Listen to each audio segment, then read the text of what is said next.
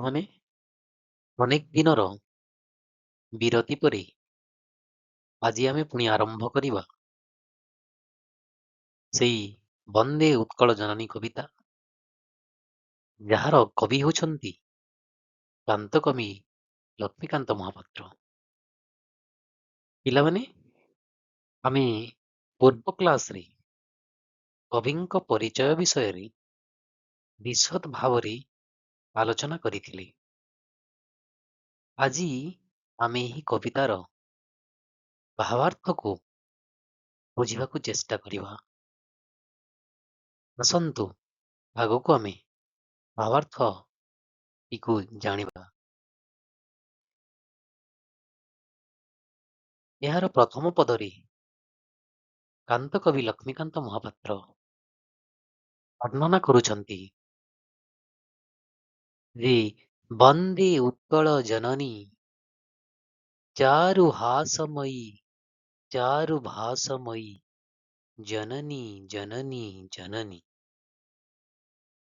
ଅର୍ଥାତ୍ ପିଲାମାନେ, ଏଠି ଆମେ ପ୍ରଥମ ପଦର ଏଇ ଭିତରେ ଯାହା କୋଷ୍ଠକାଠିନ୍ୟ ଶବ୍ଦ ରହିଛି, ସେଇ ଶବ୍ଦ ଗୁଡ଼ିକର ଅର୍ଥ ପ୍ରଥମେ ଆମେ ଜାଣିବାକୁ ଚେଷ୍ଟା କରିବା।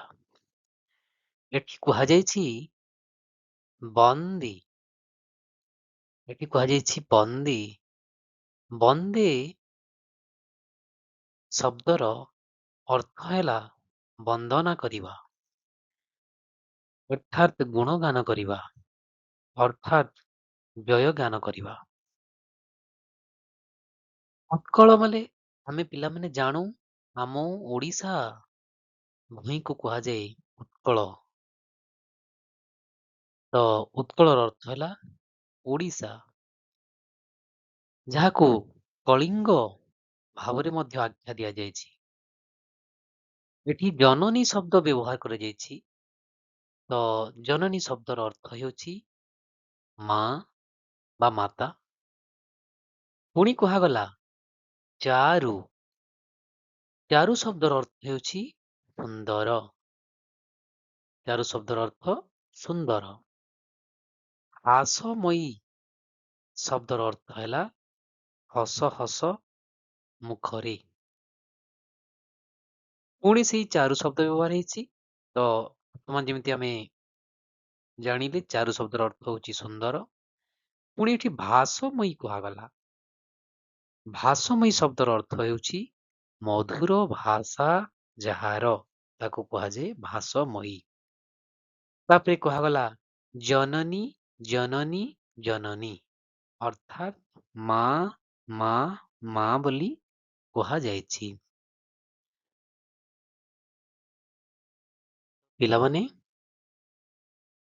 କାନ୍ତକବି ଲକ୍ଷ୍ମୀକାନ୍ତ ମହାପାତ୍ର ଏଠାରେ ଆମର ଜନ୍ମଭୂମି ତଥା ଉତ୍କଳ ଭୂମି ତଥା ଏଇ ଓଡ଼ିଶାକୁ ଜନନୀ ଭାବରେ ଗ୍ରହଣ କରାଯାଇ ଅମୃତମୟୀ ମା ରୂପରେ ତାକୁ ବର୍ଣ୍ଣନା କରାଯାଇଛି ଏହି କବିତାରେ। କାହାକୁ ଅମୃତମୟୀ ମା ଭାବରେ ବର୍ଣ୍ଣନା କରାଯାଇଛି? ନା, ଆମର ଜନ୍ମଭୂମି ଅର୍ଥାତ୍ ଓଡ଼ିଶା ମାତାକୁ ଏଠି ମା ଭାବରେ ଅର୍ଥାତ୍ ମା ରୂପରେ ବର୍ଣ୍ଣନା କରାଯାଇଛି। ଏହି ଆମ ଓଡ଼ିଶା ମାତା ଅପରୂପ ପ୍ରାକୃତିକ ସୌନ୍ଦର୍ଯ୍ୟରେ ମାର, ଓଡ଼ିଶା ମାର ହସ ଯେମିତି ସୁନ୍ଦର, ଭାଷା ମଧ୍ୟ ସୁନ୍ଦର ପରି ମନେ ହେଉଛି।